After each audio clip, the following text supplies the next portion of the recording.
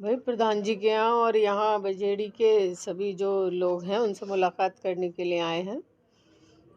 आने जाने से ही भाई तारुफ होता है, जान पहचान होती है। मुलाकात करने आए हैं, हालचाल खैरियत लेने आए हैं।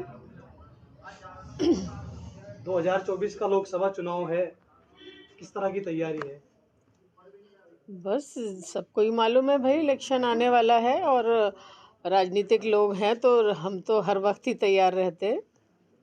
क्या आप भी बिजनौर सीट से दावेदारी कर रही हैं लोकसभा हाँ, चुनाव के बिल्कुल लिए? दावेदारी कर रही हूँ और मतलब इशारा भी है मेरे लिए नेताओं का। और बाकी भाई गठबंधन वगैरह हो जाए, पक्का तो तभी कहते हैं जब सिंबल हाथ में मिल जाए, वरना तो भाई राजनीति में कोई बहुत किसी चीज़ का वो नहीं होता जब तक कि सिंबल हाथ में ना मिल जाए। लेकिन राजनीतिक लोग हैं, सियासत कर रहे हैं हम लोग।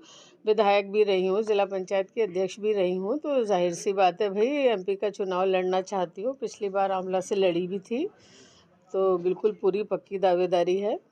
आप जनता के बीच जाएंगे, किस तरह के मुद्दे जो हैं आपके रहेंगे? देखिए, आपको मैं बताऊं कि मैं बिजनौर से विधायक रही हूँ, ज़िला पंचायत की अध्यक्ष रही हूँ और काम करना, विकास करना, लोगों के सुख दुख में शामिल रहना, यही हमारा हमेशा से मुद्दा रहा है। और विकास के मुद्दे पे ही चुनाव लड़ेंगे, भाईचारे के मुद्दे पे चुनाव लड़ेंगे।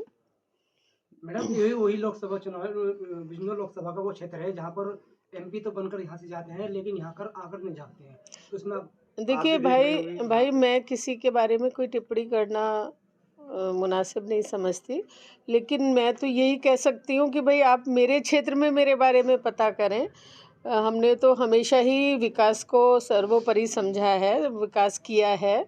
और मैंने ही नहीं, मेरे पूरे ख़ानदान ने किया है। चाहे तालीम का मामला हो, भी बहुत सारे एजुकेशनल इंस्टीट्यूट चलाते हैं हम लोग, बहुत सारी संस्थाएं, नर्सरी से लेके और डिग्री कॉलेज और इंजीनियरिंग कॉलेज और एमएड बीएड सभी कुछ क्योंकि मेरे परिवार का ये मानना है कि अगर बच्चे तालीम लेंगे तो फिर उससे मतलब अपने पैरों पे खड़े होंगे, अपने घर का, ख़ानदान का भाई, और जो लिविंग स्टैंडर्ड है उसको और बढ़ाएंगे। पढ़ लिख जाएंगे, अपने पैरों पे खड़े हो जाएंगे तो नौकरी भी लगेगी, कारोबार भी करेंगे।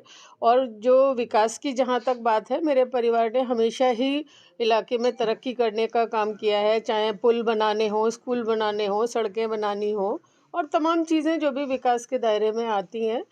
मैंने अपने पूरे कार्यकाल में अपने क्षेत्र में तमाम विकास कराए हैं और ये इस बात की आप लोग तस्दीक करें, जानकारी करें इस चीज़ की।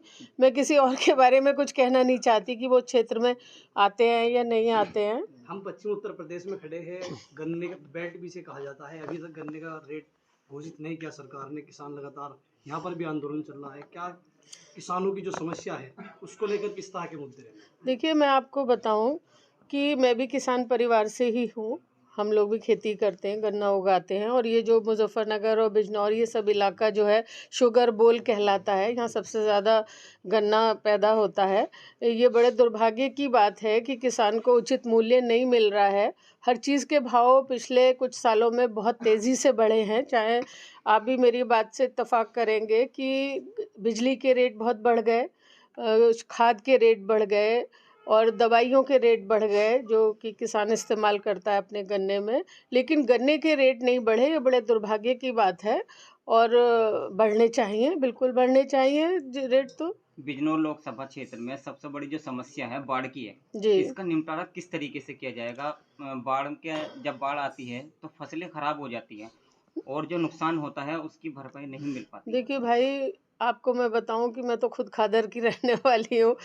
इसीलिए कहते हैं ना, जो स्थानीय आदमी होता है वो ही परिस्थितियों को ज़्यादा बेहतर जानता है।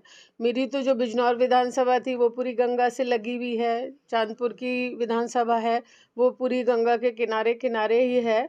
तो ये तटबंध बनना चाहिए, जिससे कि किसानों के खेतों में पानी ना आए, रिसाव ना हो। जो पहाड़ी नदियां हैं उनकी उचित व्यवस्था हो कि वो गंगा में डलें।